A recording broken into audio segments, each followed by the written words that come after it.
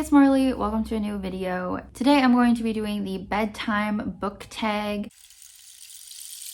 I was tagged by Nerdy Nat Reads, so go check her out. I'll link her below, her video, and I believe the tag was originally created by Books with Kelly, so I'll also link them below. But this should be just a quick little book tag with prompts that have to do with bedtime and night, and I'm in my cozy little sweater for this cozy little bedtime book tag. The first question is, what is a book that has kept you up all night? I actually recently did a YouTube shorts or like TikTok video kind of about this, but I would say any book by Sherry Lapina. She writes domestic like mystery thrillers, and her books are just so quick for me to get through. I find that they're so addicting and I can't stop reading. So her books are some of the books that keep me up reading all night. I'm like, you know what? I have 100 pages left. I'll just push through. I'll just stay up and finish it. So this is one of her books that I'm just holding up as an example, but I honestly feel this way about pretty much all of them. There's a couple of her books I wouldn't necessarily actively recommend, but for sure some of her more recent releases, they're definitely a safe bet and they'll keep you up reading all night so you can finally figure out what the heck's going on, what the twist is going to be. Question 2 is, what is a book that made you scared to sleep? I haven't had too many cases of books making me scared because I feel like it only happens when I'm home alone reading in the dark and I'm reading a scary book. And I feel like normally all those elements don't really like happen at the same time. But one book I remember being really scared to read was Home Before Dark by Riley Sager. This was actually, I think, like my first thriller book I ever read. One of the first thriller books I ever read. It is a haunted house story. I remember I was staying with my mom and I think she might have been home, but like just being in a house rather than like a small apartment just made it like more scary. Like there's more spaces for people to hide. Maybe someone's in the basement. I don't know. I remember I was definitely really scared after reading this book or while reading it. Actually, yeah, I find reading books, like when you're in the middle of it, it's more scary. Once you finish it and you know the conclusion, it's like not as scary. But this is, of course, about a woman who is kind of trying to sell her childhood home. When she lived there, when she was younger, they were like haunted. And her dad actually wrote a book about their like haunted experiences that they had while they were living there. So when she is back here now as an adult trying to sell it, trying to clean it up, these hauntings, these weird things start happening again that seem like maybe there's a ghost. And so we're trying to figure out what the heck is going on with this house. I haven't mentioned this book in a while, I feel like, but this was my first Riley Sager and the reason that I started loving him as an author. Question 3, but the opposite, what book put you to sleep? I don't feel like pulling it out because it's kind of buried in my bookshelf, but The Hobbit. I read this within the last few years. I haven't watched any of the Lord of the Rings. I'm not like a fan of the series yet at this point, but I did read The Hobbit to get into the world. I did think it was, interesting to finally be exposed to this world that's so popular, but the writing style, obviously this is an older book, like it just was putting me to sleep a little bit. It was a little bit too boring for me, and it makes me worried for reading the rest of these Lord of the Rings books because I do own them and I have always wanted to read them, but it doesn't bode well for the rest of them.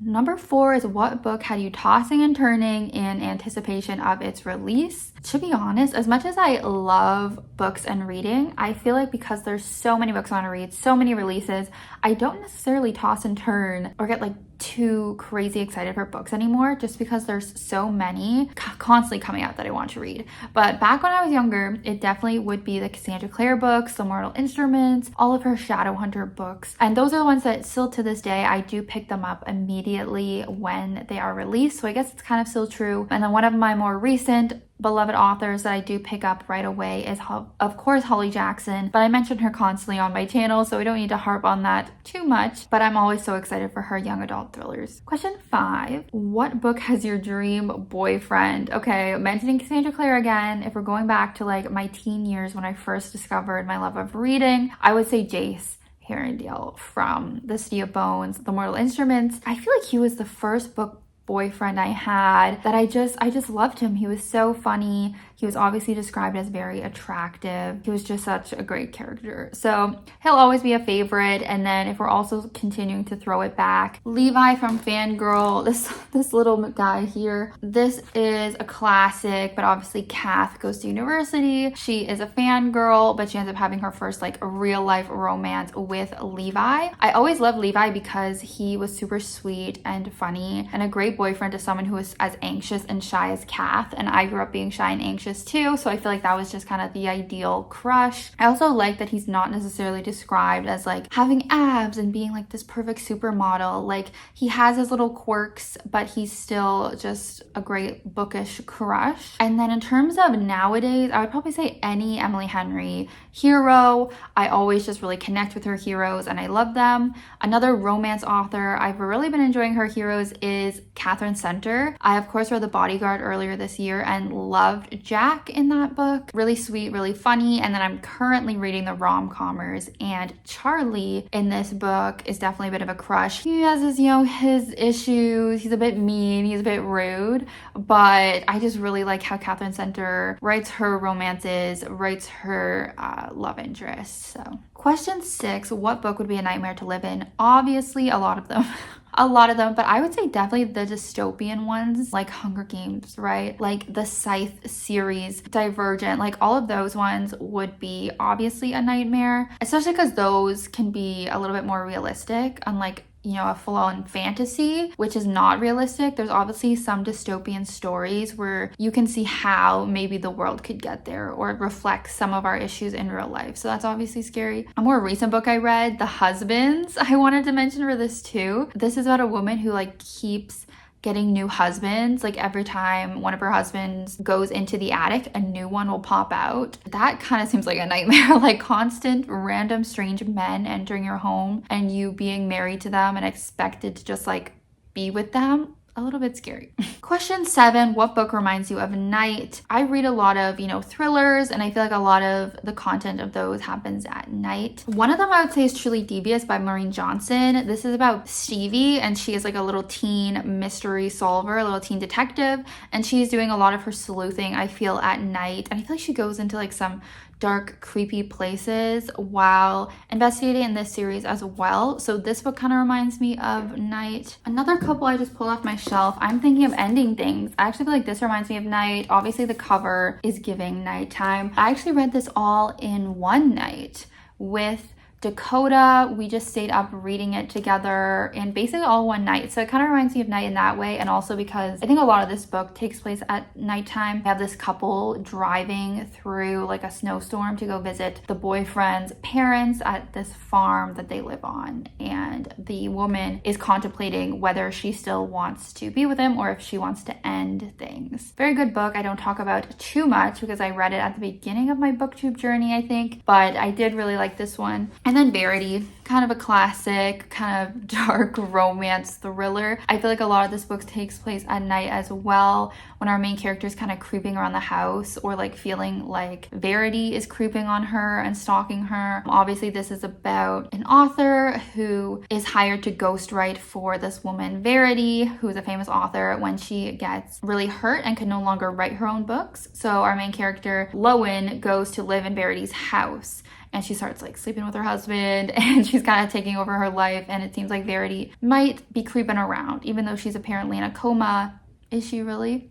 So a bit of a mystery there. Question 8, what book has a nightmarish cliffhanger? And for those who know, no, it's literally Mark of Athena. I'm pretty sure this is the one that has literally a cliffhanger ending. This is the 3rd book in the Heroes of Olympus series, which is the 2nd series that takes place with Percy Jackson. So Percy is one of the main characters in this, along with a bunch of others. The series is great. For anyone who read the original Percy Jackson series, definitely recommend you continue and read this 2nd series. Might even be even better because we have so many different interesting characters that are a little bit more mature as well. Question 9, what book have you actually dreamed about?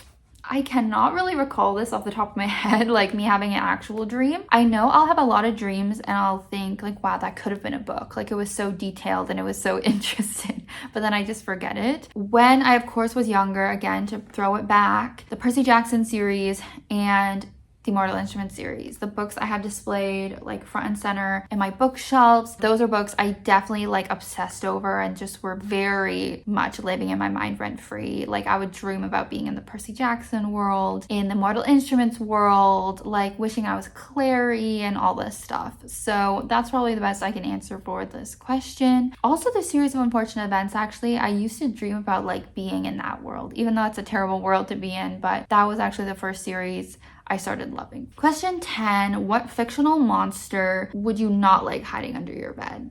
Probably all of them. Probably all of them. The creepiest one I can think of books I read recently is obviously Pumpkin from the Grady Hendrix book, How to Sell a Haunted House. Yeah, How to Sell a Haunted House. I didn't love that book, and I really hated Pumpkin, who was like a villainous character, a villainous entity in that book. I absolutely hated him, so definitely would not like him hiding under my bed. But honestly, I'm someone who gets more creeped out by real things than like ghosts and demons and stuff, because I don't really believe in that in real life. So if it was any like actual real person villain, that would probably be scarier for me. Like if it was the villain from No Exit, which is a book that I absolutely loved from this year. The villain in that book really got to me. Like I really hated him, really was afraid of him. So if he was under my bed, I would not be happy.